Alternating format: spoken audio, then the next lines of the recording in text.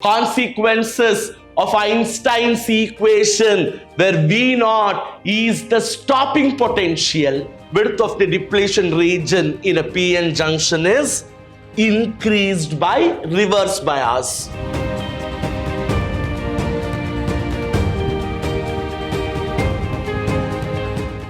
(41) and 42, these two questions are again inappropriate. Again, as they were given grace marks, we don't go and discuss them. The next one. Pick out the correct, I'll say, not correct statement from the following. Or you have to pick out the incorrect statement which is not true. Mercury vapor lamp produces line emission spectrum. True. Oil flame produces line emission spectrum. Question mark. Band spectrum helps us to study molecular structure. True. Sunlight spectrum is an example for line emission spectrum. True. So the option which is irrelevant, which is not correct, is B. Light emitted during the de-excitation of electron from n equals 3 to n equals 2, when incident on a metal, photoelectrons are just emitted. See, just to say that when light emitted, photons released, when electrons jump from n equals 3 to n equals 2 state, cause photoelectric effect. In which of the following de-excitations photoelectric effect is not possible? It is when n equals 5 to n equals 2, because here, yes, the frequency of the incident radiation is below threshold. So, sufficient energy is not given to the photons for de-excitation level. Therefore, they cannot remove electrons. Work function of the material cannot be broken down. So, it is from n equals 5 to n equals 2. See, in all the other options, 2 to 1, 3 to 1, it has to be 3 to 2, again 4 to 3. De-excitation levels are very appropriate, but this is 5 to 2. This cannot happen, and this de-excitation cannot yield photoelectric effect.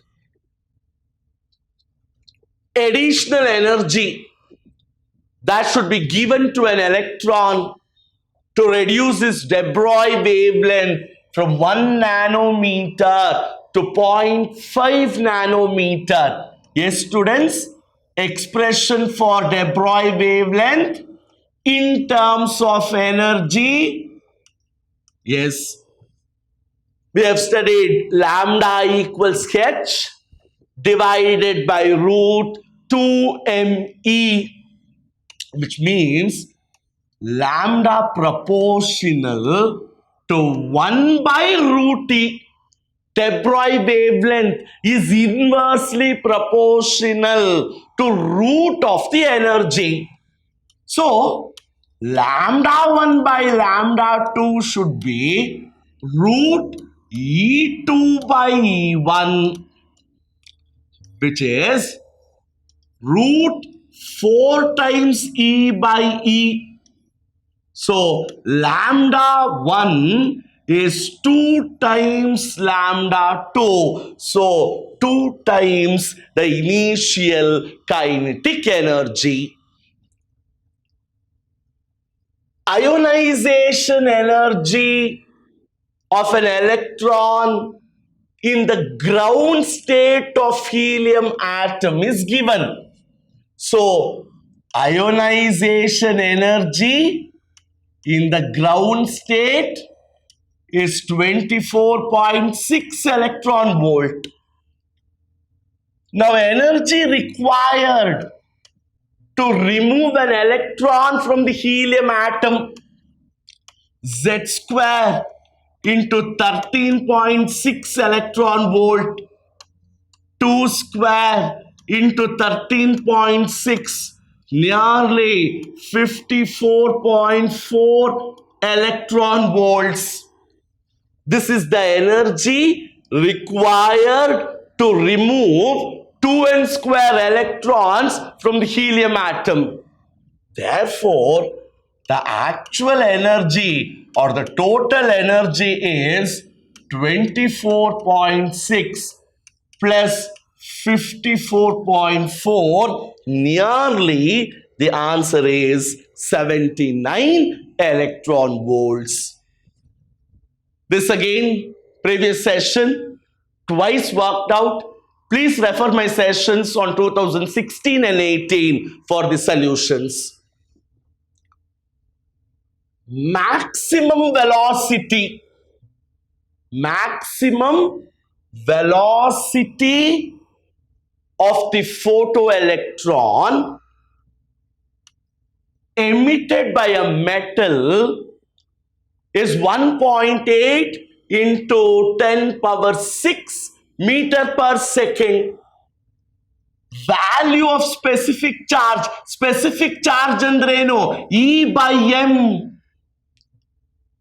by m, charge to the mass ratio. Value of specific charge is 1.8 into 10 power 11. Stopping potential has to be calculated. So we know that EV naught is half mv square max. Consequences of Einstein's equation where V naught is the stopping potential. E by m beku. So I divide throughout by m because E by m ratio is given, specific charge is given. So V naught into E by m is m and m gets cancelled, V square by 2. Or V naught into E by m is directly given 10 power 11 equals V square 1.8 into 10 power 6 whole square divided by 2. So the answer is 9 volts. We know fringe width beta is lambda d by d. So beta is directly proportional to lambda. Alva? Interference. Beta is lambda d divided by d. So beta directly proportional to lambda. There are two wavelengths. Wavelength lambda 1 can cause photoelectric effect. When light of wavelength lambda 1 falls on the metal, electrons are liberated. So lambda 1 can produce photoelectric effect, but lambda 2 cannot produce photoelectric effect. So lambda 1 should be less than lambda 2 because this is producing photoelectric effect. So by this relation, beta 1 should be lesser than beta 2. So the first option holds good. Pick out the correct statements from the following. Nuclear force is charge independent. Correct. Fusion is the chief source of stellar energy. Correct. Electron emission during beta decay is always accompanied by neutrino. Anti-neutrino can also come into picture. This is false. So 2 and 3 are correct. This again we have done. So refer my session on actually mechanics, conservation of momentum. Yes, you'll get the answer. A radioactive substance emits 100 beta particles in the first 2 seconds and 50 beta particles in the next 2 seconds. Mean life of the sample has to be calculated. Nodi, 100 beta particles are emitted in first 2 seconds and 50 beta particles in the next 2 seconds. So 100 to 50. The number of particles have reduced to exact half of the initial atoms. So this time span is nothing but half-life. Whatever 2 seconds they have given is half-life. Time for the particles to reduce to half of the initial value. The next question.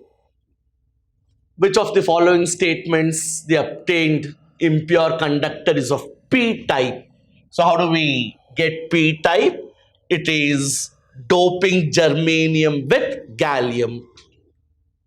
Width of the depletion region in a p-n junction is increased by reverse bias. Transistor we don't discuss as it is of late taken out. Which of the following is not made by quarks? It is positron. Again, quarks are basic building blocks, but positrons are not made by quarks. Which of the following is not correct? Radioactive element can undergo spontaneous fission. This is not correct because they can undergo spontaneous fission. The output of an OR gate is connected to both the inputs of a NAND gate. The combination will serve as an OR gate. Output of an OR gate. The output of the OR gate is connected to both the inputs of the NAND gate. So the resulting is a NOR gate. Here again session 2015, fourth is the answer. Binding energy, this is the standard fission reaction happening. So H11 plus H11 giving out H42 plus Q, and the outcome of this is 23.6 MeV, a standard equation. So with this we complete the discussion on 2013 paper. Hope meet you all next with 2012 paper. Until then, thank you all.